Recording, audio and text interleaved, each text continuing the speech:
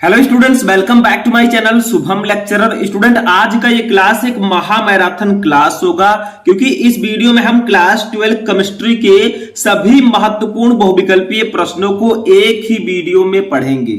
सही सुना आपने, 12th केमिस्ट्री के जितने भी चैप्टर हैं, चैप्टर 1 से लेकर चैप्टर 13 तक जितने भी महत्वपूर्ण बहुविकल्पीय प्रश्न हैं उनको हम इस वीडियो में एक ही वीडियो में पढ़ने वाले हैं। ठीक है, तो ये वीडियो उन सभी स्टूडेंट्स के लिए इंपॉर्टेंट है जो 12th में हैं और जिनको 2023 बोर्ड एग्जाम देना है, क्योंकि इस वीडियो में मैं आपके लिए लेकर आया हूं 12th केमिस्ट्री के पूरे 80 महत्वपूर्ण बहुविकल्पीय प्रश्न। ठीक है, पूरे केमिस्ट्री में मात्र 80 ऐसे बहुविकल्पीय प्रश्न हैं जिनमें से आपके बोर्ड एग्जाम में क्वेश्चन पूछे जा सकते हैं। ठीक है, बहुत सारे स्टूडेंट कमेंट कर रहे थे कि सर आपने फिजिक्स का बताया, केमिस्ट्री का बता दीजिए। तो चलिए आज की इस वीडियो में हम केमिस्ट्री के बहुविकल्पीय प्रश्नों को पढ़ते हैं। आपको कॉपी और पेन लेकर बैठना है, एक एक क्वेश्चन ध्यान से समझना है, क्योंकि अगर आपने इस वीडियो को लास्ट तक देख लिया, इन सभी क्वेश्चन को पढ़ लिया, तो आज के बाद आपको बहुविकल्पीय प्रश्न पढ़ने की जरूरत नहीं पड़ेगी। ठीक है, पूरे केमिस्ट्री के महत्वपूर्ण बहुविकल्पीय प्रश्न हैं। अगर आप लोग चाहते हैं कि इसी तरह मैं अति लघुत्तरीय और लघुत्तरीय प्रश्नों का भी वीडियो लाऊं, तो इस वीडियो को ज्यादा से ज्यादा लाइक करें, अपने दोस्तों के साथ शेयर करें और चैनल पर नए तो चैनल को सब्सक्राइब करके बेल आइकन भी प्रेस कर लें ताकि सभी वीडियो आपको टाइम से मिलते रहें। तो चलिए हमें एक एक चैप्टर के एक एक इंपॉर्टेंट क्वेश्चन को पढ़ते हैं। सबसे पहले हम स्टार्ट करेंगे अपने फर्स्ट चैप्टर ठोस अवस्था का। ठीक है, आपको कॉपी पेन लेकर बैठना है, ध्यान से इसको समझना है एक एक क्वेश्चन को। ठीक है, सबसे पहला क्वेश्चन हमारा क्या है, फ्रैंकल दोष के कारण आयनिक क्रिस्टल का घनत्व। देखिए मैंने आपको बताया था ठोस में फ्रैंकल दोष भी पाए जाते हैं, ठीक है, जो क्रिस्टल होते हैं, लेकिन फ्रैंकल दोष के कारण जो आयनिक क्रिस्टल का घनत्व है उस पर क्या प्रभाव पड़ता है। फर्स्ट है घटता है, सेकंड है बढ़ता है, थर्ड है परिवर्तित होता है, चौथा है अपरिवर्तित रहता है।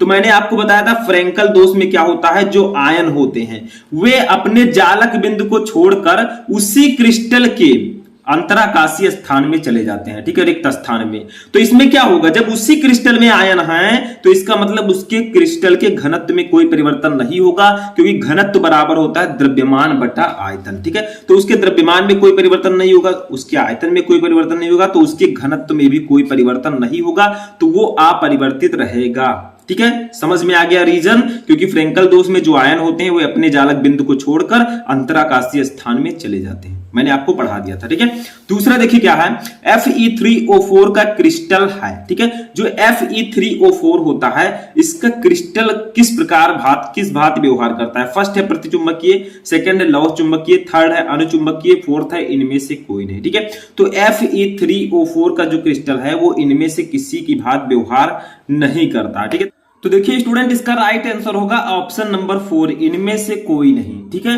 क्योंकि जो Fe3O4 है ये ना प्रतिचुंबकीय है, ना ही लौह चुंबकीय है, ना ही अनुचुंबकीय है, ये आपका फेरी चुंबकीय है। ठीक है, तीसरा क्वेश्चन देखिए, फ्रैंकल तथा साटकी दोष दोनों ही प्रदर्शित करने वाला यौगिक है, यानी कि इनमें से कौन सा यौगिक है जिसके क्रिस्टल में फ्रैंकल दोष और साटकी दोष दोनों पाए जा सकते हैं। ठीक है, फर्स्ट है NaCl, सेकंड है KCl, थर्ड है CsCl और फोर्थ है AgBr। ठीक है, तो इसका राइट आंसर होगा ऑप्शन नंबर 4 AgBr। ठीक है, AgBr जो सिल्वर ब्रोमाइड होता है इसके क्रिस्टल में फ्रैंकल दोष और साटकी दोष दोनों पाया जाता है। ठीक है, तो ये आपका राइट आंसर होगा, जबकि sodium chloride, potassium chloride, caesium chloride इनमें ऐसा नहीं होता। ये आप S इस्तेमाल कर लीजिएगा। ठीक है, इसके बाद में चौथा क्वेश्चन देखिए, ग्रेफाइट है। ग्रेफाइट जो होता है ये किस प्रकार का ठोस होता है, तो मैंने आपको बताया था हीरा तथा ग्रेफाइट जो होते हैं वो सहसंयोजी ठोस होते हैं। ठीक है, तो ग्रेफाइट जो होगा वो सहसंयोजी ठोस होगा, तो आपका ऑप्शन नंबर 3 राइट है। ठीक है, तो ये 4th क्वेश्चन था। चलिए 5th क्वेश्चन देखते हैं। अब देखिए स्टूडेंट, हमारा 5th क्वेश्चन क्या है, देखिए ध्यान से समझिएगा।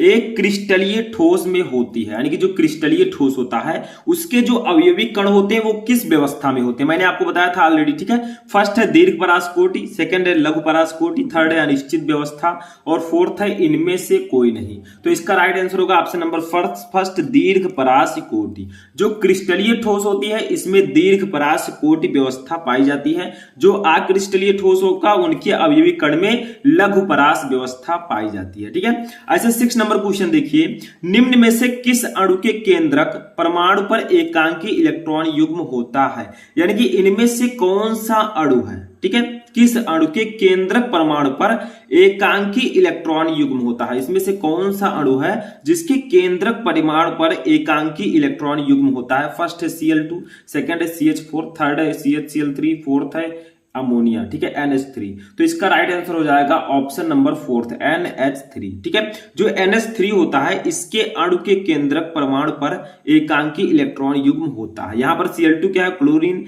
CH4 है मेथेन, CHCl3 है क्लोरोफॉर्म, ठीक है, ट्राइक्लोरोमेथेन भी हम बोलते हैं, और NH3 है अमोनिया, ठीक है। 7 नंबर क्वेश्चन देखिए, पोटेशियम सल्फेट है, यानी कि जो पोटेशियम सल्फेट होता है K2SO4, पोटेशियम सल्फेट का मतलब K2SO4, ये किस प्रकार का ठोस है? फर्स्ट है आयनिक ठोस, सेकंड है धात्विक ठोस, थर्ड है सहसंयोजी ठोस, और फोर्थ है आणविक ठोस, ठीक है।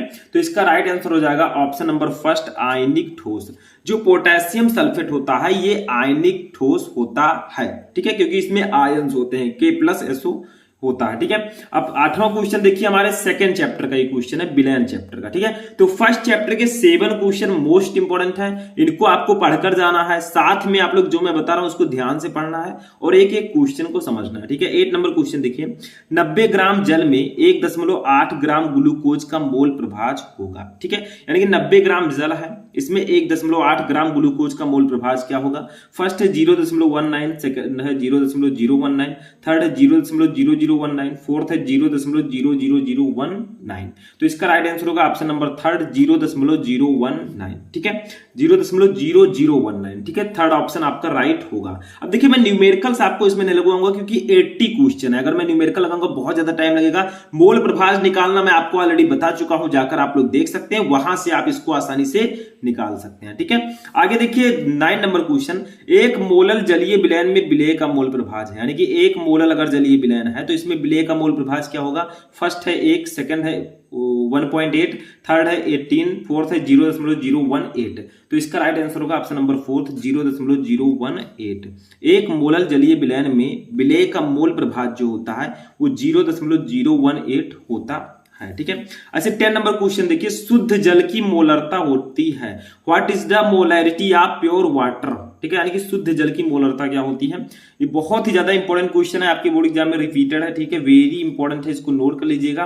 फर्स्ट है 55.56, सेकंड है 5.556, थर्ड है 0.18, फोर्थ है 0.018। तो देखिए मैंने आपको बताया था जो शुद्ध जल की मोलरता होती है वो 55.56 होती है, यानी कि 55.56, ठीक है, ये शुद्ध जल की मोलरता होती है। तो आपका ऑप्शन नंबर 1 राइट होगा। चलिए नेक्स्ट क्वेश्चन देखते हैं 11 नंबर। अब देखिए हमारा नेक्स्ट क्वेश्चन है 11 नंबर, निम्नलिखित में से कौन सा अणुसंख्य गुणधर्म है? बताइए इन चारों में से कौन सा अणुसंख्य गुणधर्म है, ठीक है। तो इसका राइट आंसर हो जाएगा ऑप्शन नंबर सेकंड परासरण दाब। जो परासरण दाब होता है ऑस्मोटिक प्रेशर, वो आपका क्या होता है? अणुसंख्य गुणधर्म होता है, ठीक है। तो ऑप्शन नंबर सेकंड आपका राइट होगा। 12 नंबर क्वेश्चन देखिए, निम्नलिखित में से विलयन का कौन सा भौतिक गुण अणुओं की संख्या पर निर्भर नहीं करता? बताइए इनमें से विलयन का कौन सा भौतिक गुण है जो अणुओं की संख्या पर निर्भर नहीं करता, यानी कि जो नंबर ऑफ मॉलिक्यूल्स पर डिपेंड नहीं करता? फर्स्ट है वाष्प दाब अवनमन, सेकंड है हिमांक अवनमन, थर्ड है पृष्ठ तनाव, फोर्थ है परासरण दाब। तो इसका राइट आंसर हो जाएगा ऑप्शन नंबर थर्ड पृष्ठ तनाव। पृष्ठ तनाव को हम इंग्लिश में बोलते हैं सरफेस टेंशन। तो जो पृष्ठ तनाव होता है ये इसका भौतिक गुण अणुओं की संख्या पर निर्भर नहीं करता है, ठीक है।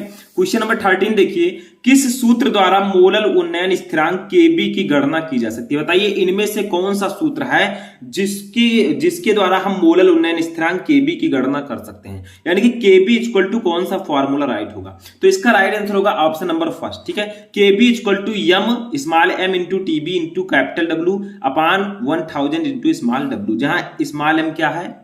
विलेय का अणुभार, कैपिटल W का है क्या है? विलायक का भार, स्मॉल w है विलेय का अणुभार, ठीक है, सॉरी विलेय का भार, ठीक है। तो ये आपका होगा, इस फॉर्मूले के द्वारा हम मोलल उन्नयन स्थिरांक की गणना कर सकते हैं, ठीक है। क्वेश्चन नंबर 14 देखिए, 180 ग्राम जल में जल के कितने मोल होते हैं? यानी कि अगर 180 ग्राम जल लिया जाए तो इसमें जल के कितने मोल होंगे, ठीक है। तो मोलों की संख्या अगर आपको निकालनी है तो मैंने आपको बताया था, जैसे जल के मोलों की संख्या निकालनी है तो जल का भार बटा जल का अणुभार, ठीक है, सिंपल सा है। तो जल का भार है 180 ग्राम, कितना है, जल का भार है 180 ग्राम और जल का अणुभार होता है 18, तो 180 को 18 से भाग देंगे कितना आएगा, 10 आएगा। ठीक है, तो ये आपका ऑप्शन नंबर 3 राइट होगा। क्योंकि चलिए मैं निकाल कर भी बता देता हूं आप लोगों को, ठीक है, कि कैसे निकालेंगे हम 180 ग्राम जल में जल के मोलों की संख्या। ठीक है, तो देखिए जल के मोलों की संख्या, इसके लिए जल का अणुभार हमें पता है, जल का अणुभार। ठीक है, तो जल का फार्मूला क्या होता है, H2O, तो H2O में H2O। ठीक है, अब H का जो परमाणु अणुभार होता है वो होता है 1, तो 2H है तो 2 हो जाएगा, प्लस O का 16 होता है तो ये 18 हो जाएगा। ठीक है, अब देखिए हमें जल के मोलों की संख्या निकालनी है, जल के मोलों की संख्या, मोलों की संख्या अगर निकालनी है तो जल का भार लेंगे, जल का भार अपान जल का अणुभार, अपान जल का अणुभार, ये निकालना मैंने आपको सिखाया था। ठीक है, विलेय के मोलों की संख्या किसी का निकालना तो आप निकाल सकते हैं। जल का भार देखिए 180 ग्राम दिया गया, 180 ग्राम जल, ये हमें अणुभार हमने निकाला है 18, कट करेंगे तो कितना आएगा, जल के मोलों की संख्या 10 आ गई, तो वही मैंने यहां पर टिक किया है। ठीक है, 10। चलिए नेक्स्ट क्वेश्चन देखते हैं 15 नंबर। अब ये हमारे तीसरे चैप्टर का क्वेश्चन है विद्युत रसायन का। ठीक है, देखिए क्वेश्चन क्या है कि किसी भी इलेक्ट्रोड का इलेक्ट्रोड विभव निर्भर करता है, यानी कि किसी भी इलेक्ट्रोड का इलेक्ट्रोड विभव किस पर निर्भर करता है। फर्स्ट है धातु की प्रकृति पर, सेकंड है विलयन के ताप पर, थर्ड है विलयन की मोलरता पर, फोर्थ है इनमें से सभी पर। तो इसका राइट आंसर होगा ऑप्शन नंबर 4, इनमें से सभी पर। किसी भी इलेक्ट्रोड का इलेक्ट्रोड विभव जो होता है वो धातु की प्रकृति पर भी निर्भर करता है, विलयन के ताप पर भी निर्भर करता है, विलयन की मोलरता पर भी निर्भर करता है, यानी कि इनमें से सभी पर वो डिपेंड करता है। ठीक है, इलेक्ट्रोड में हम एनोड कैथोड लेते हैं, आप सभी को पता होगा। ठीक है, चलिए नेक्स्ट क्वेश्चन देखते हैं। अब देखिए स्टूडेंट, हमारा नेक्स्ट क्वेश्चन जो है वो है धातु जो सरलता से ऑक्सीकृत हो जाती है। इनमें से कौन सा मेटल है, कौन सा धातु है जो सरलता से ऑक्सीकृत हो जाती है। फर्स्ट है Cu कॉपर, सेकंड है Ag सिल्वर, थर्ड है Al एल्यूमिनियम और फोर्थ है Pt प्लैटिनम। ठीक है, तो इसका राइट आंसर क्या होगा, ऑप्शन नंबर 3 Al। जो एल्यूमिनियम होता है ये एक ऐसा मेटल है, ऐसा धातु है जो सरलता से ऑक्सीकृत हो जाता है इन चारों में से। ठीक है, अच्छा 17 नंबर देखिए, निम्न में से ऑक्साइड हाइड्रोजन द्वारा अपचयित होगा। इनमें से कौन सा ऑक्साइड है जो हाइड्रोजन द्वारा अपचयित हो जाएगा। फर्स्ट है Na2O, सेकंड है MgO, थर्ड है Al2O3, फोर्थ है Ag2O। तो इसका राइट आंसर होगा ऑप्शन नंबर 4 Ag2O। जो Ag2O होता है वो हाइड्रोजन द्वारा आसानी से अपचयित हो जाएगा इन चारों में से। ठीक है, क्वेश्चन नंबर 18 देखिए, धातु जो हाइड्रोक्लोरिक अम्ल से H2 विस्थापित नहीं कर सकती वह है। बताइए इनमें से कौन सी धातु है जो हाइड्रोक्लोरिक अम्ल से, हाइड्रोक्लोरिक अम्ल का फॉर्मूला होता है HCl। ठीक है, इससे H2 का विस्थापन नहीं कर सकती। फर्स्ट है Zn जिंक, सेकंड है Cu कॉपर, थर्ड है Mg मैग्नीशियम, फोर्थ है Al एल्यूमिनियम। तो इसका राइट आंसर हो जाएगा option number 2 Cu copper. Copper जो है ये एक ऐसा मेटल है जो हाइड्रोक्लोरिक अम्ल से हाइड्रोजन का विस्थापन नहीं कर सकती। ठीक है, इन चारों में से। नेक्स्ट क्वेश्चन देखिए 19 नंबर, अच्छे चालकत्व विलयन वाले पदार्थ हैं। अच्छे चालकत्व विलयन वाले पदार्थ होते हैं, उन्हें हम क्या कहते हैं। फर्स्ट है दुर्बल विद्युत अपघट्य, सेकंड है प्रबल विद्युत अपघट्य, थर्ड है विद्युत अपघट्य, फोर्थ है उत्प्रेरक। तो देखिए सिंपल है, प्रबल विद्युत अपघट्य कहेंगे। प्रबल का मतलब दमदार, ठीक है, जिसके अंदर बल हो, इसका मतलब वो उसके अंदर अच्छी चालकता है। ठीक है, तो अच्छे चालकत्व यहां पर कर दीजिएगा, अच्छे चालकत्व। ठीक है, तो ये आपका होगा प्रबल विद्युत अपघट्य। नेक्स्ट क्वेश्चन देखिए, विशिष्ट चालकता की इकाई है। विशिष्ट चालकता की इकाई क्या है, सिंपल सा है। फर्स्ट है सेंटीमीटर के पावर -2 ओम इनवर्स, सेकंड है सेंटीमीटर ओम इनवर्स तुल्यांक इनवर्स, थर्ड है सेंटीमीटर इनवर्स ओम इनवर्स और फोर्थ है सेंटीमीटर के पावर -2 ओम। ठीक है, तो इसका राइट आंसर क्या होगा, सेंटीमीटर इनवर्स ओम इनवर्स। ठीक है, क्योंकि देखिए मैंने आपको ऑलरेडी बताया था, ठीक है, कि जो विशिष्ट प्रतिरोध होता है, विशिष्ट चालकता क्या होती है, विशिष्ट चालकता। ठीक है, विशिष्ट चालकता इक्वल टू होता है 1/विशिष्ट प्रतिरोध, 1/विशिष्ट प्रतिरोध। विशिष्ट प्रतिरोध की व्युत्क्रम को विशिष्ट चालकता कहते हैं, या आप फिजिक्स और केमिस्ट्री दोनों में पढ़ेंगे। ठीक है, तो विशिष्ट प्रतिरोध। अब विशिष्ट प्रतिरोध का मात्रक होता है ओम मीटर। ठीक है, ओम मीटर या ओम सेंटीमीटर भी आप लिख सकते हैं। देखिए छोटा सेंटीमीटर क्या होगा, छोटा मात्रक हो जाएगा, तो ओम सेंटीमीटर। अब देखिए जब हम विशिष्ट चालकता का मात्रक निकालेंगे तो इसको ऊपर ले जाएंगे, तो ओम इनवर्स सेंटीमीटर इनवर्स ये हो जाएगा। ठीक है, या इसी को हम लिख सकते हैं सेंटीमीटर इनवर्स ओम इनवर्स। तो ये आपका आंसर 3rd राइट हो जाएगा। ठीक है, ऑप्शन नंबर 3rd राइट होगा। समझ में आ गया। 21 नंबर क्वेश्चन देखिए, तनुता बढ़ाने पर विशिष्ट चालकता, यानी कि अगर हम तनुता बढ़ाएं तो विशिष्ट चालकता पर क्या प्रभाव पड़ेगा। फर्स्ट है बढ़ती है, सेकंड है घटती है, थर्ड है स्थिर रहती है, फोर्थ है इनमें से कोई नहीं। तो इसका राइट आंसर हो जाएगा ऑप्शन नंबर सेकंड, घटती है।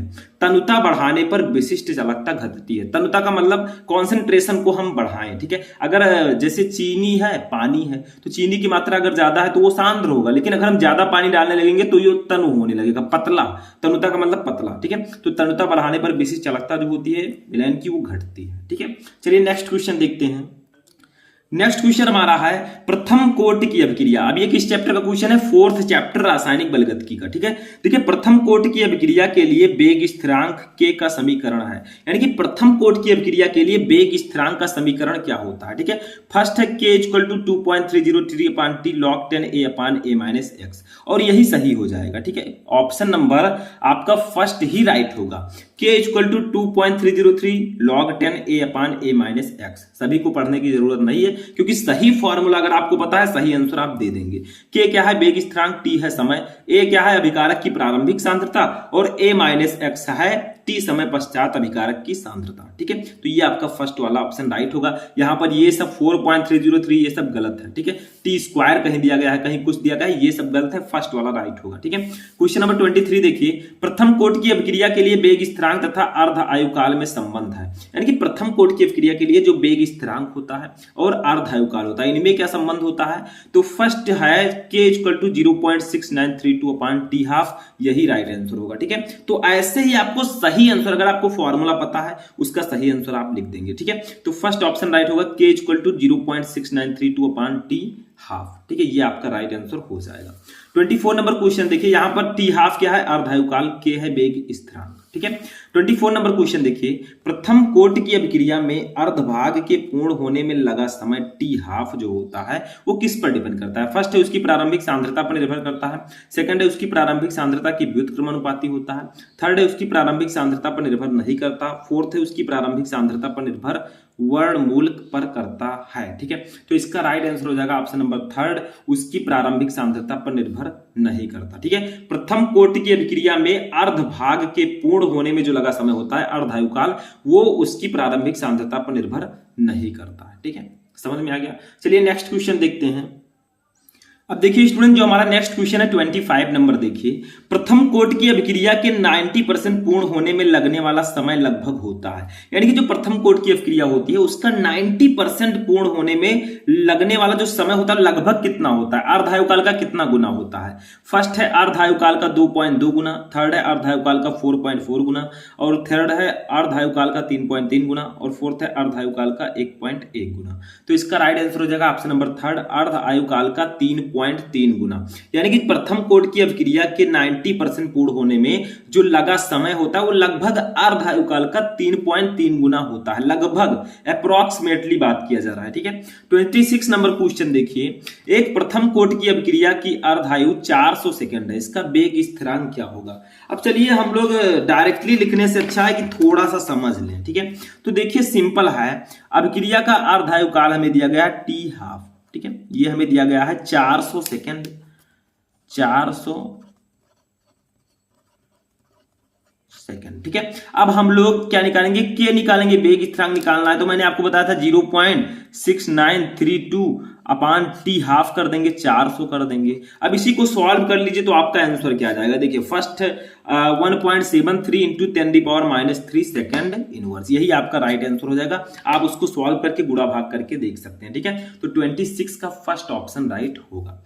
27 नंबर क्वेश्चन देखिए, शून्य कोटि की अभिक्रिया के लिए वेग स्थिरांक का मात्रक है, यानी कि शून्य कोटि की अभिक्रिया के लिए वेग स्थिरांक का मात्रक क्या होता है। शून्य कोटि की अभिक्रिया के लिए कहा जा रहा है, ठीक है, जीरो ऑर्डर रिएक्शन, तो उसके लिए होता है mole litre inverse second inverse. Option number third आपका राइट होगा। शून्य कोटि की अभिक्रिया के लिए वेग स्थिरांक का मात्रक mole litre inverse second inverse होता है। अगर प्रथम कोटि की अभिक्रिया की बात की जाएगी तो सेकंड इनवर्स होगा, ठीक है। 28 नंबर क्वेश्चन देखिए, वेग स्थिरांक ताप बढ़ाने पर, अगर टेम्परेचर बढ़ाएं तो जो वेग स्थिरांक है उस पर क्या प्रभाव पड़ेगा। फर्स्ट है बढ़ेगा, सेकंड घटेगा, थर्ड है अपरिवर्तित रहेगा, फोर्थ है इनमें से कोई नहीं। तो इसका राइट आंसर होगा ऑप्शन नंबर फर्स्ट, बढ़ेगा। वेग स्थिरांक ताप बढ़ाने पर बढ़ता है, तो फर्स्ट ऑप्शन आपका राइट होगा। 29 नंबर क्वेश्चन देखिए, किस कोट की अभिक्रिया के लिए वेग तथा वेग स्थिरांक की इकाई समान होती है? देखिए ध्यान से पढ़िएगा, यहां पर थोड़ी गलती थी। किस कोट की अभिक्रिया के लिए वेग तथा वेग स्थिरांक की इकाई समान होती है? फर्स्ट है शून्य, सेकंड है प्रथम, थर्ड है द्वितीय, फोर्थ है तृतीय। तो इसका राइट आंसर हो जाएगा ऑप्शन नंबर फर्स्ट शून्य। शून्य कोट की अभिक्रिया के लिए वेग तथा वेग स्थिरांक की इकाई जो होती है वो समान होती है। 30 नंबर क्वेश्चन देखिए, प्रथम कोट की अभिक्रिया के लिए वेग स्थिरांक की इकाई मैंने आपको बताया था सेकंड इनवर्स होगा, तो ये सेकंड ऑप्शन आपका राइट है। तो शून्य कोट की अभिक्रिया के लिए वेग स्थिरांक का मात्रक mole litre inverse second inverse, और प्रथम कोट की अभिक्रिया के लिए वेग स्थिरांक का मात्रक सेकंड इनवर्स होता है। ठीक है, इसको नोट कर लीजिएगा, बहुत ही ज्यादा इंपॉर्टेंट है। ठीक है, चलिए नेक्स्ट क्वेश्चन देखते हैं। एक एक क्वेश्चन आपको नोट करते हुए चलना है, कॉपी में लिखना है, अच्छे से समझते हुए चलना है। ठीक है, चलिए 31 नंबर क्वेश्चन देखते हैं। अब देखिए 31 नंबर क्वेश्चन हमारा है संपर्क विधि द्वारा, ये हमारे पृष्ठ रसायन चैप्टर का क्वेश्चन है। ठीक है, 5वें चैप्टर, संपर्क विधि द्वारा H2SO4 का उत्पादन करने में प्रयुक्त उत्प्रेरक है। यानी कि अगर हम संपर्क विधि द्वारा सल्फ्यूरिक अम्ल बनाएं तो उसमें कौन सा उत्प्रेरक हम यूज करेंगे, ये आप पी ब्लॉक में पढ़ेंगे। ठीक है, वैसे सिलेबस से हट गया है औद्योगिक उत्पादन H2SO4 का, लेकिन आपको रिएक्शन पढ़ना है। ठीक है, फर्स्ट है Al2O3, सेकंड है Cr2O3, थर्ड है B2O5, फोर्थ है MnO2। तो इसका राइट आंसर होगा ऑप्शन नंबर थर्ड। ठीक है, V2O5। देखिए संपर्क विधि द्वारा जब हम H2SO4 का उत्पादन करते हैं तो उसमें V2O5 उत्प्रेरक का यूज करते हैं। ठीक है, 32 नंबर क्वेश्चन देखिए, कोहरा निम्न कोलाइडी अवस्था का उदाहरण है। यानी कि कोहरा जो होता है, ठंडियों में कोहरा आप लोग नाम सुने होंगे, ये कोलाइडी अवस्था, किस कोलाइडी अवस्था का उदाहरण है? फर्स्ट है गैस में द्रव प्रक्षिप्त, इसमें प्रक्षिप्त प्रावस्था और परिक्षेपण माध्यम आपको समझना है। ठीक है, परिक्षेपण माध्यम जो हमें स्पष्ट रूप से महसूस होता है, दिखाई देता है, प्रक्षिप्त प्रावस्था छिपी होती है। ठीक है, तो गैस में द्रव प्रक्षिप्त, सेकंड है गैस में गैस प्रक्षिप्त, थर्ड है गैस में ठोस प्रक्षिप्त, फोर्थ है द्रव्य में ठोस प्रक्षिप्त। ठीक है, तो इसका राइट आंसर हो जाएगा ऑप्शन नंबर फर्स्ट, गैस में द्रव प्रक्षिप्त। ठीक है, आप लोग देखते होंगे कोहरा एक गैस की तरह होता है। ठीक है, एक उड़ता रहता है, वो लगभग भाप की तरह। ठीक है, तो वो गैस की तरह दिखता है, लेकिन उसके अंदर द्रव जो है वो छिपे होते हैं। तो गैस में द्रव प्रक्षिप्त रहेगा। द्रव का मतलब छोटे छोटे बूंद छिपे होते हैं। जब आप गाड़ी चलाते हैं या कुछ भी चलाते हैं, मोटरसाइकिल, तो क्या होता है कि आपके बाल भीग जाते हैं। ऐसा क्यों? क्योंकि जो कोहरा होता है वो गैस की तरह दिखता है, लेकिन उसके अंदर द्रव भी छिपे होते हैं। ठीक है, क्वेश्चन नंबर 33 देखिए, निम्न में द्रव विरोधी कोलाइड है, इसमें से कौन सा द्रव विरोधी कोलाइड है? द्रव स्नेही और द्रव विरोधी आपने पढ़ा होगा। ठीक है, फर्स्ट है गोंद, सेकंड है स्टैनिक ऑक्साइड, थर्ड है जिलेटिन, फोर्थ है स्टार्च। तो इसका राइट आंसर हो जाएगा option number second, stannic oxide. Stannic oxide जो है ये एक द्रव विरोधी कोलाइड है। 34 नंबर क्वेश्चन देखिए, जब वायु परिक्षेपण माध्यम होती है तो बना हुआ सॉल क्या कहलाएगा? फर्स्ट है एल्कोसॉल, सेकंड है हाइड्रोसॉल, थर्ड है बेंजोसॉल, फोर्थ है एरोसॉल। तो वायु का इंग्लिश क्या होता है? एयर। तो एयर का मतलब एरोसॉल। ठीक है, तो फोर्थ वाला ऑप्शन आपका राइट हो जाएगा। 35 नंबर क्वेश्चन देखिए, औषधियां किस अवस्था में सर्वाधिक प्रभावी होती हैं? यानी कि जो मेडिसिन होती हैं, औषधियां, वो किस अवस्था में सबसे ज्यादा प्रभावी होती हैं? फर्स्ट है कोलाइड, सेकंड है ठोस, थर्ड है विलयन, फोर्थ है इनमें से कोई नहीं। तो इसका राइट आंसर हो जाएगा ऑप्शन नंबर फर्स्ट, कोलाइड। ठीक है, जो औषधियां होती हैं वो कोलाइडी अवस्था में सबसे अधिक प्रभावी होती हैं। ठीक है, कोलाइड अवस्था में। 36 नंबर क्वेश्चन देखिए, कोलाइडो को शुद्ध करने की विधि है। तो कोलाइडो को शुद्ध करने की विधि को हम कहते हैं अपोहन। ठीक है, ऑप्शन नंबर थर्ड राइट हो जाएगा। चलिए नेक्स्ट क्वेश्चन देखते हैं। अब देखिए स्टूडेंट, हमारा 37 नंबर क्वेश्चन है, आर्सेनिक सल्फाइड, आर्सेनियस सल्फाइड के कोलाइडी विलयन के स्कंदन में सबसे प्रभावी विलयन है। यानी कि अगर हम आर्सेनियस सल्फाइड के कोलाइडी विलयन का स्कंदन करेंगे तो सबसे प्रभावी विलयन कौन सा होगा? फर्स्ट है NaCl, सेकंड है Na2SO4, थर्ड है Na3PO4, फोर्थ है BaCl2। तो इसका राइट आंसर हो जाएगा ऑप्शन नंबर फोर्थ, BaCl2। ठीक है, आर्सेनियस सल्फाइड के कोलाइडी विलयन के स्कंदन में सबसे प्रभावी विलयन BaCl2 होता है। 38 नंबर क्वेश्चन देखिए, पर्पल ऑफ कासियस है, इसमें से किसको हम पर्पल ऑफ कासियस बोलते हैं? फर्स्ट है H2S3 सॉल, सेकंड है Au सॉल, थर्ड है सल्फर सॉल, फोर्थ है FeOH का होल थ्राइस सॉल। तो इसका राइट आंसर होगा option number second, Au sol. जो Au सॉल होता है इसको हम पर्पल ऑफ कासियस के नाम से भी जानते हैं। 39 नंबर क्वेश्चन देखिए, निम्नलिखित में सर्वाधिक स्थायी है, इनमें से कौन सबसे अधिक स्थायी है? ठीक है, ये आपका पी ब्लॉक के तत्व चैप्टर का क्वेश्चन है। तो इसका राइट आंसर हो जाएगा ऑप्शन नंबर फोर्थ, NH3। इनमें से जो NH3 है अमोनिया, ये सर्वाधिक स्थायी है। ठीक है, उसके बाद में देखिए 10 नंबर क्वेश्चन, प्रबल विद्युत ऋणात्मक हाइड्रोजन है। कौन से हाइड्रोजन प्रबल विद्युत ऋणात्मक होते हैं? फर्स्ट है F2, सेकंड है Cl2, थर्ड है Br2, फोर्थ है I2, यानी कि फ्लोरीन, क्लोरीन, ब्रोमीन, आयोडीन। ठीक है, तो जो फ्लोरीन होता है, ये मैंने आपको पहले भी बताया था, जो फ्लोरीन होता है ये सबसे प्रबल विद्युत ऋणात्मक हाइड्रोजन होता है। 41 नंबर क्वेश्चन देखिए, क्लोरीन का प्रबलतम ऑक्सी अम्ल है। क्लोरीन का सबसे प्रबल ऑक्सी अम्ल इनमें से कौन सा है? तो इसका राइट आंसर हो जाएगा ऑप्शन नंबर सेकंड, HClO4। ठीक है, ये क्लोरीन का प्रबलतम ऑक्सी अम्ल होता है। क्वेश्चन नंबर 42 देखिए, वायुमंडल में सर्वाधिक पाई जाने वाली गैस है, यानी कि हमारे वायुमंडल में, इन्वायरमेंट में सबसे ज्यादा पाई जाने वाली गैस कौन सी है? फर्स्ट है हीलियम, सेकंड है नियान, थर्ड है ऑर्गन और फोर्थ है, इसको ऑर्गन कर लीजिएगा, फोर्थ है क्रिप्टन। ठीक है, तो इसका राइट आंसर हो जाएगा option number third, argon. Argon जो होता है ये वायुमंडल में सर्वाधिक पाई जाने वाली गैस है। ठीक है, आर्गन ये। ठीक है, चलिए नेक्स्ट क्वेश्चन देखते हैं। अब देखिए स्टूडेंट, जो हमारा नेक्स्ट क्वेश्चन है 43 नंबर। देखिए अब हम आ चुके हैं, अभी हम पी ब्लॉक चैप्टर पर हैं। ठीक है, आगे आगे जो क्वेश्चन मैं बताऊंगा सब कुछ आपको नोट करते हुए चलना है। 43 नंबर क्वेश्चन है, हीलियम का मुख्य स्रोत है, जो हीलियम होता है He, इसका मुख्य स्रोत क्या होता है? तो वो होता है मोनोजाइट रेत। ठीक है, ऑप्शन नंबर सेकंड राइट होगा। 44 नंबर क्वेश्चन देखिए, फ्लोरीन की ऑक्सीकरण संख्या होती है, F2 जो होता है फ्लोरीन, इसकी ऑक्सीकरण संख्या कितनी होती है? तो वो होता है आपका -1। ठीक है, फ्लोरीन की ऑक्सीकरण संख्या -1 होती है। 45 नंबर क्वेश्चन देखिए, रंगीन आयनों का निर्माण संभव होता है जब यौगिक में विद्यमान होते हैं, यानी कि रंगीन आयनों का निर्माण तभी संभव होता है जब यौगिक में क्या विद्यमान होते हैं? फर्स्ट है युग्मित इलेक्ट्रॉन, सेकंड है अयुग्मित इलेक्ट्रॉन, थर्ड है अनाबंधित इलेक्ट्रॉन युग्म, फोर्थ है इनमें से कोई नहीं। तो इसका राइट आंसर हो जाएगा ऑप्शन नंबर सेकंड, अयुग्मित इलेक्ट्रॉन। रंगीन आयनों का निर्माण तभी संभव होता है जब यौगिक में अयुग्मित इलेक्ट्रॉन, अनपेयर इलेक्ट्रॉन्स विद्यमान होते हैं। 46 नंबर क्वेश्चन देखिए, निम्न में से रंगहीन आयन है, इसमें से कौन सा आयन रंगहीन है? ये आपके नेक्स्ट चैप्टर का क्वेश्चन है। ठीक है, उपसा संयोजक यौगिक का देखिए कौन सा DOMF ब्लॉक का तत्व का क्वेश्चन है। ठीक है, तो इसका राइट आंसर क्या होगा? इसका राइट आंसर हो जाएगा ऑप्शन नंबर फर्स्ट। ठीक है, Cu+ जो है ये रंगहीन आयन है, इसका कोई रंग नहीं है। ठीक है, 47 नंबर क्वेश्चन देखिए, निम्न तत्वों में लैंथेनाइड तत्व है, इनमें से कौन सा तत्व लैंथेनाइड है? फर्स्ट है Ra, सेकंड है Ce, थर्ड है Ac, फोर्थ है Zr। तो इसका राइट आंसर हो जाएगा ऑप्शन नंबर, ठीक है, 47 का राइट आंसर होगा option number second, Ce। Caesium जो है ये लैंथेनाइड तत्व होता है। ठीक है, इसके बाद में नेक्स्ट देखिए 48 नंबर, CuCN का होल 4, ठीक है, के पावर -3 आयन में Cu की ऑक्सीकरण संख्या क्या होगी?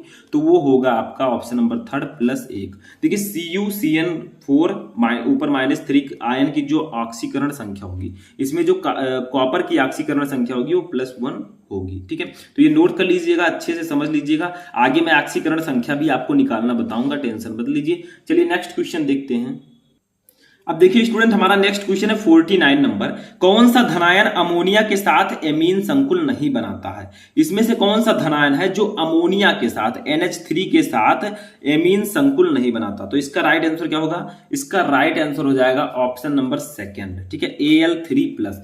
Al3+ जो है एल्यूमिनियम 3+, ये धनायन अमोनिया के साथ एमीन संकुल नहीं बनाता है। ठीक है, नेक्स्ट क्वेश्चन देखिए 50 नंबर, ये हमारा किस चैप्टर का क्वेश्चन है?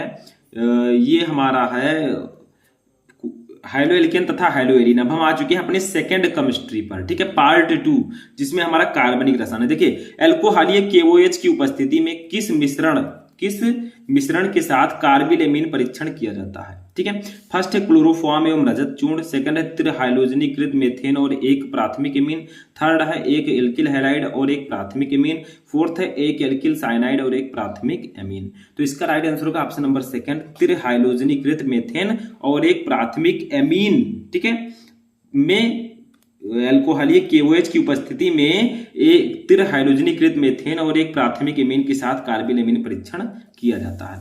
51 नंबर क्वेश्चन देखिए, हाइलोफॉर्म किसके ट्राई हाइड्रोजन व्युत्पन्न है? तो हाइलोफॉर्म का मतलब क्या होगा, मैंने आपको बताया था। ठीक है, तो फर्स्ट है मेथेन, सेकंड है एथेन, थर्ड है प्रोपेन, फोर्थ है बेंजीन। तो इसका राइट आंसर हो जाएगा ऑप्शन नंबर फर्स्ट, ठीक है, मेथेन। हाइलोफॉर्म जो है ये मेथेन के ट्राई हाइड्रोजन व्युत्पन्न है। जैसे आप क्लोरोफॉर्म को ही ले लीजिए, CHCl3, ठीक है, ये आपका क्लोरोफॉर्म है, मतलब हाइलोफॉर्म। ठीक है, क्लोरो का मतलब क्लोरीन किस में आता है? हाइड्रोजन में, क्लोरीन, ब्रोमीन, आयोडीन। ठीक है, तो क्लोरोफॉर्म यानी कि हाइलोफॉर्म, ये देखिए मेथेन के ट्राई हाइड्रोजन व्युत्पन्न है, यानी कि ट्राई क्लोरोमेथेन हो जाएगा।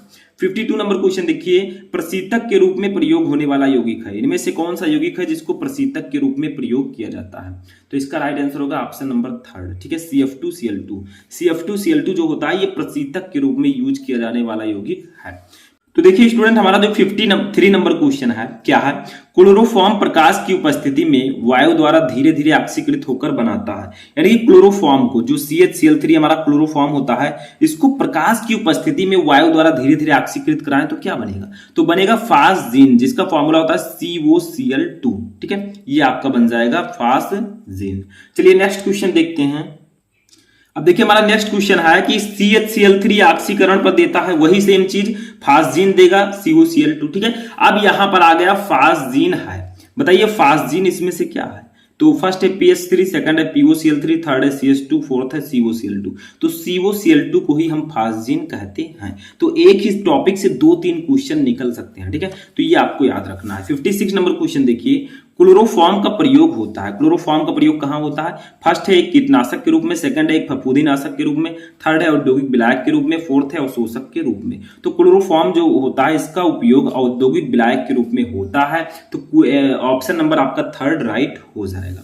57 नंबर क्वेश्चन देखिए, ग्लूकोज को एथिल अल्कोहल में परिवर्तित, ठीक है, परिवर्तित करने के लिए प्रयुक्त एंजाइम है, यानी कि अगर आपको ग्लूकोज को C6H12O6 को अगर आपको एथिल अल्कोहल में परिवर्तित करना है C2H5OH में, तो कौन सा हमें एंजाइम उपयोग करना होगा? ठीक है, फर्स्ट है इन्वर्टेज, सेकंड है जाइमेज, थर्ड डायस्टेज, फोर्थ है ये सभी। तो इसका राइट आंसर हो जाएगा ऑप्शन नंबर 2 जाइमेज, ठीक है। ग्लूकोज को एथिल अल्कोहल में परिवर्तित करने के लिए जाइमेज एंजाइम का यूज किया जाता है। 58 नंबर क्वेश्चन देखिए, परिशोधित स्पिरिट में अल्कोहल होता है, यानी कि परिशोधित स्पिरिट में अल्कोहल कितना होता है? फर्स्ट है 100%, सेकंड है 95.5%, थर्ड है 75%, फोर्थ है 5.6%। तो इसका राइट आंसर होगा ऑप्शन नंबर 2 95.5%। परिशोधित स्पिरिट में अल्कोहल की जो मात्रा होती है वो 95.5% होती है। 59 नंबर क्वेश्चन देखिए, ल्यूकास अभिकर्मक के प्रयोग से पहचाना जाता है। तो सिंपल है, ल्यूकास अभिकर्मक के प्रयोग से हम अल्कोहल को पहचानते हैं कि प्राथमिक अल्कोहल कौन सा है, द्वितीय और तृतीय कौन सा है, ठीक है। तो ल्यूकास अभिकर्मक के प्रयोग से हम अल्कोहल की पहचान करते हैं, ठीक है। चलिए नेक्स्ट क्वेश्चन देखते हैं। देखिए स्टूडेंट, नेक्स्ट क्वेश्चन हमारा 60 नंबर, सांद्र H2SO4 की उपस्थिति में फिनॉल को थाइलिक एनहाइड्राइड के साथ गर्म करने पर बनता है, यानी कि अगर हम सांद्र H2SO4 की उपस्थिति में फिनॉल को थाइलिक एनहाइड्राइड के साथ गर्म करें तो क्या बनेगा? तो इसका राइट आंसर हो जाएगा ऑप्शन नंबर 4, ठीक है, फिनोफ्थेलीन, ठीक है। अगर आप सांद्र H2SO4 की उपस्थिति में फिनॉल को थाइलिक एनहाइड्राइड के साथ गर्म करते हैं तो फिनोफ्थेलीन बनता है। 61 नंबर क्वेश्चन देखिए, ल्यूकास अभिकर्मक है। ल्यूकास अभिकर्मक क्या है? मैंने भी बताया ल्यूकास अभिकर्मक की पहचान, इसके द्वारा हम अल्कोहल की पहचान करते हैं, लेकिन ल्यूकास अभिकर्मक है क्या? तो सांद्र HCl प्लस निर्जल ZnCl2 को ही हम ल्यूकास अभिकर्मक कहते हैं। ऐसा नहीं कि तनु वाले पर आप क्लिक कर दें, टिक कर दें, ठीक है, ऐसा बिल्कुल नहीं करना है। सांद्र HCl प्लस निर्जल ZnCl2 होगा। 62 नंबर क्वेश्चन देखिए, फॉर्मेलिन जलीय विलयन है। तो फॉर्मेलिन किससे मिलता है बताइए? फॉर्मेल्डिहाइड से। तो फॉर्मेलिन जो है ये फॉर्मेल्डिहाइड का जलीय विलयन होता है, ठीक है। तो फर्स्ट ऑप्शन आपका राइट होगा। फॉर्मेल्डिहाइड का फॉर्मूला क्या होगा? HCHO, ठीक है, समझ में आ गया। तो फॉर्मेलिन जो है ये फॉर्मेल्डिहाइड का जलीय विलयन होता है। 63 नंबर क्वेश्चन देखिए, निम्न में से कौन सबसे प्रबल अम्ल है? इसमें से कौन सा अम्ल सबसे प्रबल है? तो इसका राइट आंसर हो जाएगा ऑप्शन नंबर 4 Cl3CCOOH, ठीक है, ये सबसे प्रबल अम्ल होता है। क्वेश्चन नंबर अब देखते हैं 65 नंबर, ठीक है। अब देखिए स्टूडेंट, क्वेश्चन नंबर 65 है हमारा, निम्न में से कौन फेहलिंग विलयन का अपचयन नहीं कर सकता? बताइए इनमें से कौन सा यौगिक है जो फेहलिंग विलयन का अपचयन नहीं कर सकता? तो इसका राइट आंसर हो जाएगा ऑप्शन नंबर 2 एसिटिक अम्ल। देखिए अभी मैं ज्यादा डीपली इसको आपको नहीं पढ़ा रहा हूं, क्योंकि अभी मैं चैप्टर्स जब आपको पढ़ाऊंगा बहुत अच्छे से समझाऊंगा, ठीक है, लेकिन अभी यहां पर आपको क्वेश्चन समझना है। 66 नंबर देखिए, रोजेनमुंड अपचयन द्वारा प्राप्त होता है, यानी कि अगर आप रोजेनमुंड अपचयन कराते हैं तो उसके द्वारा क्या प्राप्त होगा? तो इसका राइट आंसर होगा ऑप्शन नंबर 1 एल्डिहाइड। रोजेनमुंड अपचयन द्वारा हमें एल्डिहाइड प्राप्त होता है, CHO, ठीक है, एल्डिहाइड। क्वेश्चन नंबर 67 देखिए, नाइट्रोबेंजीन का उदासीन माध्यम में अपचयन कराने पर उत्पादक प्राप्त होता है, यानी कि अगर आप नाइट्रोबेंजीन का उदासीन माध्यम में अपचयन कराते हैं तो कौन सा उत्पाद प्राप्त होगा?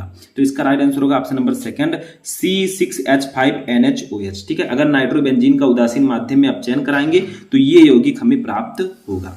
68 नंबर देखिए, नाइट्रोबेंजीन का प्रबल अम्लीय माध्यम में अपचयन कराने पर अंतिम उत्पाद बनता है। यानी कि अगर हम नाइट्रोबेंजीन का प्रबल अम्लीय माध्यम में, अभी ऊपर उदासीन था, यहां पर अम्लीय है, ठीक है, तो अम्लीय माध्यम में अपचयन कराएंगे तो क्या बनेगा, इसका राइट आंसर हो जाएगा ऑप्शन नंबर फर्स्ट एनिलीन, वो आपका बनेगा एनिलीन, ठीक है, C6H5NH2 ये आपका एनिलीन का फॉर्मूला हो जाएगा, ठीक है, समझ में आ रहा है तो इसको नोट कर लीजिए। क्वेश्चन नंबर 69 देखिए, नाइट्रोबेंजीन को कहते हैं, नाइट्रोबेंजीन को और हम किन नामों से जानते हैं, नाइट्रोबेंजीन का फॉर्मूला क्या होगा, C6H5NO2, ये नाइट्रोबेंजीन है, ठीक है, तो नाइट्रोबेंजीन को और हम किस नाम से जानते हैं, तो इसका राइट आंसर क्या होगा, फर्स्ट है कसीस का तेल, सेकंड है मिर्वेन का तेल, थर्ड है सिनेमन ऑयल, फोर्थ है विंटर ग्रीन का तेल, तो इसका राइट आंसर हो जाएगा ऑप्शन नंबर सेकंड, ठीक है, मिर्वेन का तेल। नाइट्रोबेंजीन को हम मिर्वेन के तेल के नाम से भी जानते हैं, तो सेकंड ऑप्शन भी राइट हो जाएगा। चलिए नेक्स्ट क्वेश्चन देखते हैं। अब देखिए स्टूडेंट, हमारा 70 नंबर क्वेश्चन है, अमीनो का जलीय विलयन होता है, यानी कि जो अमीन होते हैं इनका जलीय विलयन किस प्रकार का होता है, फर्स्ट है अम्लीय, सेकंड है क्षारीय, थर्ड है उभयधर्मी, फोर्थ है उदासीन, तो इसका राइट आंसर हो जाएगा ऑप्शन नंबर थर्ड उभयधर्मी। अमीनो का जो जलीय विलयन होता है वो उभयधर्मी होता है। 71 नंबर देखिए, कार्बिल एमीन अभिक्रिया में बनता है, यानी कि कार्बिल एमीन अभिक्रिया नाम तो आपने सुना होगा, बहुत ही इंपॉर्टेंट नेम रिएक्शन है, तो जब ये रिएक्शन होता है तो इसका प्रोडक्ट क्या बनता है, ठीक है, फर्स्ट है साइनाइड, सेकंड है आइसोसाइनाइड, थर्ड है साइनेट, फोर्थ है आइसोसाइनेट, तो इसका राइट आंसर हो जाएगा ऑप्शन नंबर सेकंड आइसोसाइनाइड, ठीक है, कार्बिल एमीन अभिक्रिया में जो मुख्य उत्पाद होता है वो आइसोसाइनाइड होता है। 72 नंबर क्वेश्चन देखिए, एन्यूलिन के जल अपघटन से प्राप्त होता है, यानी कि अगर हम एन्यूलिन का जल अपघटन कराएं तो हमें क्या प्राप्त होगा, फर्स्ट है ग्लूकोज, सेकंड है फ्रक्टोज, थर्ड है ग्लूकोज तथा फ्रक्टोज, फोर्थ है लैक्टोज, तो इसका राइट आंसर हो जाएगा ऑप्शन नंबर सेकंड फ्रक्टोज, ठीक है, इन्यूलिन के जल अपघटन से हमें फ्रक्टोज प्राप्त होता है, इसका भी फॉर्मूला वही होता है C6H12O6, ठीक है, ग्लूकोज और फ्रक्टोज का फॉर्मूला लगभग सेम है। 73 नंबर क्वेश्चन देखिए, निम्न में से कौन सा यौगिक बाईयूरेट परीक्षण नहीं देता, ये जैव अणु चैप्टर का क्वेश्चन है, इनमें से कौन सा यौगिक है जो बाईयूरेट परीक्षण नहीं देता, फर्स्ट है कार्बोहाइड्रेट, सेकंड है पॉलीपेप्टाइड, थर्ड है यूरिया, फोर्थ है प्रोटीन, तो इसका राइट आंसर हो जाएगा ऑप्शन नंबर फर्स्ट कार्बोहाइड्रेट्स। जो कार्बोहाइड्रेट्स होते हैं ये बाईयूरेट परीक्षण नहीं देते।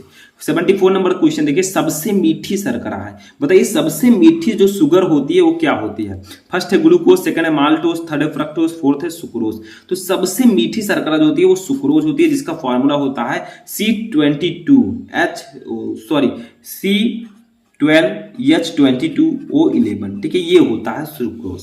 नेक्स्ट क्वेश्चन हमारा क्या है, कैल्सीफेरॉल कहलाता है, कैल्सीफेरॉल किस विटामिन का रासायनिक नाम है, फर्स्ट है विटामिन ए, सेकंड है विटामिन बी, थर्ड है विटामिन सी, फोर्थ है विटामिन डी, तो विटामिन डी का केमिकल नेम जो है वो कैल्सीफेरॉल है, ठीक है, विटामिन डी का रासायनिक नाम। चलिए नेक्स्ट क्वेश्चन देखते हैं। नेक्स्ट क्वेश्चन हमारा है, शरीर में आरक्षित ग्लूकोज के रूप में कार्य करने वाला कार्बोहाइड्रेट है, यानी कि इनमें से कौन सा कार्बोहाइड्रेट है जो हमारे शरीर में ग्लूकोज के रूप में स्टोर रहता है, ग्लूकोज के रूप में रहता है, अगर हम 1-2 दिन खाना 3 दिन ना खाएं तो वो जो स्टोर है उसके द्वारा हम जीवित रह सकते हैं, फर्स्ट है सुक्रोज, सेकंड है स्टार्च, थर्ड है ग्लाइकोजन, फोर्थ है फ्रक्टोज, तो इसका राइट आंसर हो जाएगा ऑप्शन नंबर थर्ड ग्लाइकोजन, ठीक है, शरीर में आरक्षित ग्लूकोज के रूप में जो रहता है कार्बोहाइड्रेट वो ग्लाइकोजन होता है, ग्लाइकोजन के द्वारा हम 2-3 दिन आसानी से कुछ दिन रह सकते हैं क्योंकि ये धीरे धीरे इफेक्ट करता है, ठीक है, तो ये हमारे अंदर आरक्षित रहता है, स्टोर रहता है। 77 नंबर क्वेश्चन देखिए, एस्कॉर्बिक अम्ल है, एस्कॉर्बिक अम्ल क्या है, ये विटामिन सी का रासायनिक नाम है, तो क्या है, ये एक विटामिन है, सिंपल है, फोर्थ ऑप्शन राइट होगा। 78 नंबर देखिए, आरएनए में उपस्थित क्षारक हैं, आरएनए में कौन सा क्षारक उपस्थित होता है, फर्स्ट है adenine, guanine, cytosine, thymine, second है guanine, cytosine, thymine, uracil, third है cytosine, thymine, adenine, uracil, fourth है एडेनिन, ग्वानिन, साइटोसिन, यूरेसिल, तो फोर्थ ऑप्शन राइट होगा। आरएनए में एडेनिन, ग्वानिन, साइटोसिन, यूरेसिल पाया जाता है, जबकि डीएनए में एडेनिन, ग्वानिन, थाइमिन, साइटोसिन पाया जाता है, ठीक है। नेक्स्ट क्वेश्चन देखिए 79, एस्कॉर्बिक अम्ल है, एस्कॉर्बिक अम्ल किस विटामिन का नाम है, मैंने बताया विटामिन सी का, सिंपल है। 80 नंबर क्वेश्चन, लास्ट क्वेश्चन हमारा है, वह कार्बोहाइड्रेट जो मनुष्यों के पाचन तंत्र में नहीं पचता, बताइए ऐसा कौन सा कार्बोहाइड्रेट है जो मनुष्यों के पाचन तंत्र में नहीं पचता, तो वो है सेलुलोज। सेलुलोज हमारे पाचन तंत्र में नहीं पचता, जैसे घास हो गया, ठीक है, बहुत सारी हरी चीजें हो गई, वो चीजें हमारे अंदर नहीं पचती, ठीक है। जो गाय भैंस खाते हैं तो ये चीजें हमारे अंदर नहीं, इनका पाचन नहीं होता, ठीक है। तो यहां पर मैंने आपको 12th केमिस्ट्री के 80 most important question, objective question बताए, जो कि चैप्टर 1 से चैप्टर 13 तक थे। अगर आप इन 80 प्रश्नों को पढ़ लेते हैं, गारंटी है कि इन्हीं में से बहुविकल्पीय प्रश्न आपके बोर्ड एग्जाम में आने वाले हैं, ठीक है। तो कैसा लगा आपको वीडियो पसंद आया तो वीडियो को लाइक कर दीजिए, चैनल पर नए चैनल को भी सब्सक्राइब कर लीजिए। हम मिलते हैं किसी नेक्स्ट वीडियो में नेक्स्ट टॉपिक के साथ, तब तक के लिए जय हिंद।